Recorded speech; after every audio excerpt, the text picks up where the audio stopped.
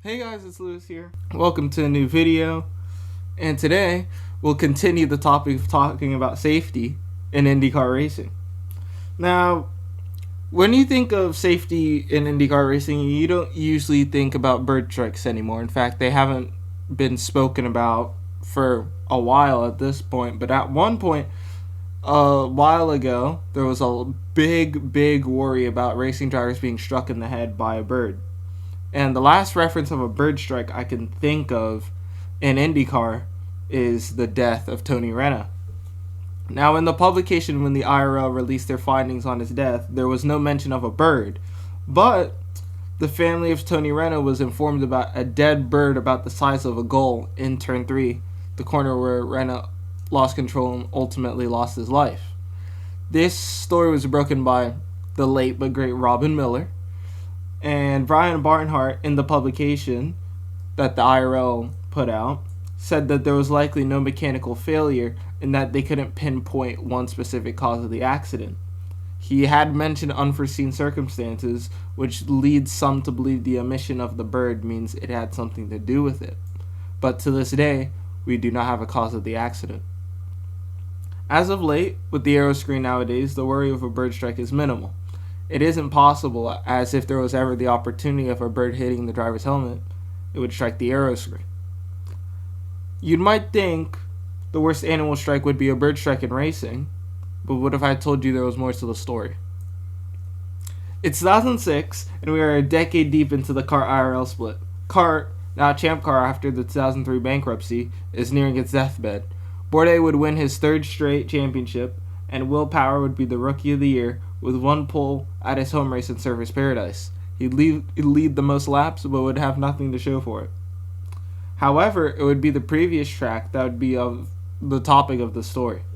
The 2006 Grand Prix of Road America was the 12th race of the season, and this race would prove to be very interesting.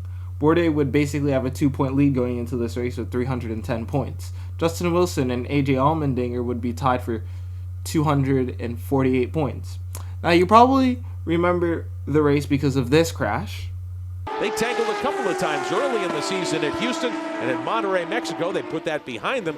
Great day for Catherine Legg. Dan Clark wants to salvage. Flashy crash. Oh, huge crash. Huge crash. Oh, no. Huge incident. Huge incident. It's Catherine. Or you remember this race for AJ Allmendinger's last win to date in American open wheel racing, and a very interesting season for his career, which I will have a video on soon enough. Now, AJ at the start of 2006 was driving for Rousport, the team he won the Toyota Atlantic Championship with in 2003, and he's currently in his third season of Champ Car racing. Off the back of 2005, where his teammate, the late Justin Wilson, won 2 races for Rousport, while Allmendinger would record 5 podiums without a win. Justin would finish second thrice through the first 4 races, and a 5th place to back that up. Allmendinger would have a slow start, but he'd podium in his 3rd race and finish 4th at Milwaukee, bouncing back after getting taken out at Long Beach. However, Rousport would fire him for Cristiano da Matta, who's the subject of this video. Now, da Matta won at Portland the previous season after returning from F1, and he was the 2002 CART champion, his final CART season until 2005. He scored his first podium with the Rousport at the race before Road America, finishing 2nd at San Jose. Now, if you were to take a quick glance at the Champ Car schedule from 2006, you'd see that San Jose is virtually 2 months away from Road America and that there's 2 races in between. Well, Champ Car would host a 2-day testing session at the first week of August, 10 days out from the race at Denver. As this was a test session, there was no video recording of this incident. On day 1, August 3rd, 2002, Cristiano da Matta, after clearing the deep braking zone at turn 5 and approaching turn 6, would hit an animal which walked onto the track. He'd be knocked unconscious with the throttle pinned and he'd crash. Now, as I mentioned at the start of the video, anyone would think this would have been a bird strike, except I mentioned it wasn't. And I said it walked. A deer had wandered onto the track, and was struck by da Matta, who was going nearly 100 miles per hour, or nearly 160 kilometers per hour. Da Matta would be sent into a medically induced coma and would be taken to the ICU at Theta Clark Medical Center. He had an acute subdural hematoma, which is a pool of blood between the brain and a layer of tissue, which had to be surgically removed. On the 20th of August, he was transferred out of intensive care, and on the 30th was confirmed to be able to speak in both English and Portuguese while being able to walk short distances.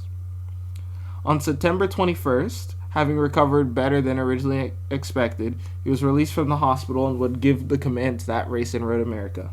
Da Matta would make a comeback in racing in 2008 and not race after 2011 except for one Formula Truck start in 2017. If you guys enjoyed this video, hit that like button, subscribe. No, I haven't uploaded in a month. I wish I could have consistently uploaded, but I'll try to get a video out whenever I can. And I'll see you later, guys. Bye. Peace.